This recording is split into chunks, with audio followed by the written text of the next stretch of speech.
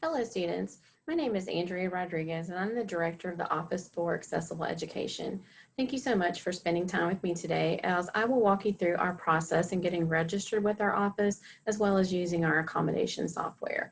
So behind me are my two dogs, Rex and Rhea, and hopefully they'll give you something to look at that's enjoyable as we go through our process. So in our office, we assist students that have a diagnosis. So if you had an IEP or a 504 in high school, you would definitely want to register with us.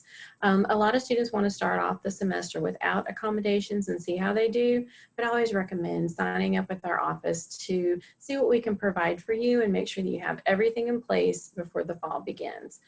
Some examples of diagnoses we assist with: if you had a learning difference in high school, you would definitely want to register with us so we can talk to you about our reading software that we have. It's available to you. We can also assist with getting books in alternate formats. So that's just one example of how we help students. So I'm going to go ahead and share my screen with you to show you how we get started. And the first place you'll go to is success.loino.edu.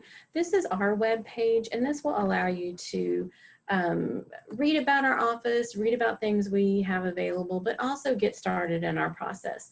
We have a two-step process. If you hover over resources and you select students seeking to register, this is the page that's going to have our accommodation request form, and it's also going to have the accessibility counselors' schedules on it. So as we scroll down, you'll see that we have several documents and several fillable forms for you. So select the one which is going to work best. If you have academic and housing needs, you would go ahead and use the accommodation request form located here.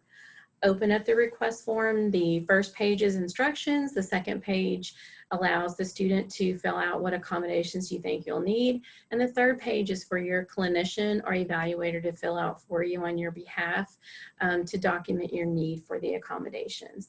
If you have an emotional support animal and you'd like to bring that animal to campus, you would need to use the accommodation request form for ESAs located here.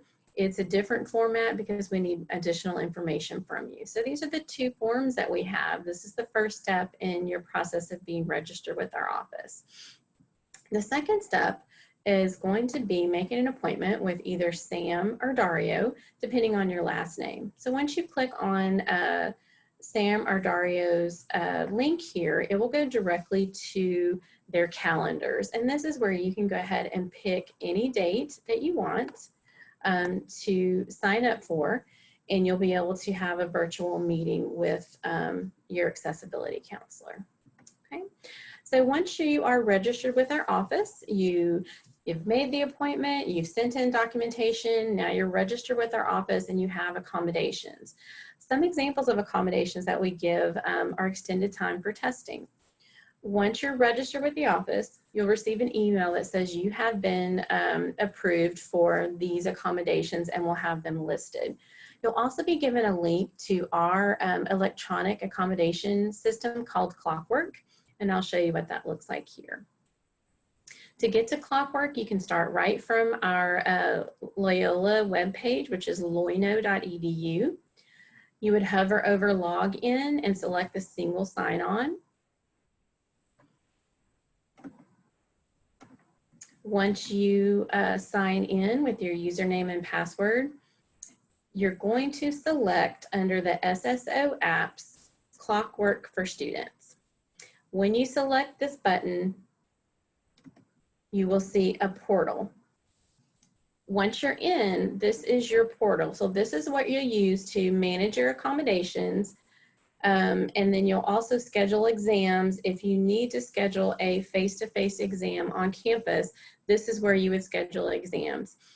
For COVID-19, most of the exams will be online with your faculty member, but if you have a learning difference that you perform better when you are in a setting and you're using paper and pen, then you would need to talk to your accessibility counselor about requesting that process. We'll be testing Tuesday through Thursday of every week.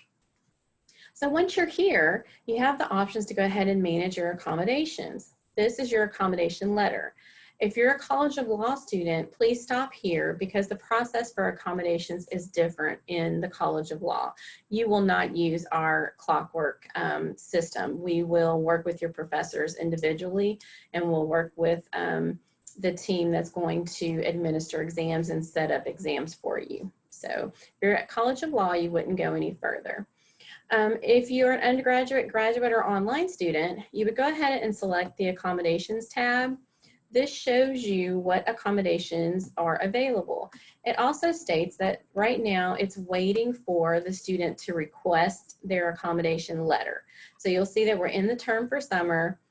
This should be your course listed here, and it's allowing you to request the accommodation. So once you hit request, you're going to see the accommodations that you're eligible for.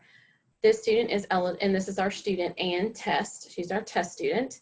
She's eligible for modified deadline for assignments, modified attendance, distraction reduced environment, extended time for testing at 1.5 rates, and Kurzweil screen reading software. It also shows us the courses that are available for you to request these accommodations.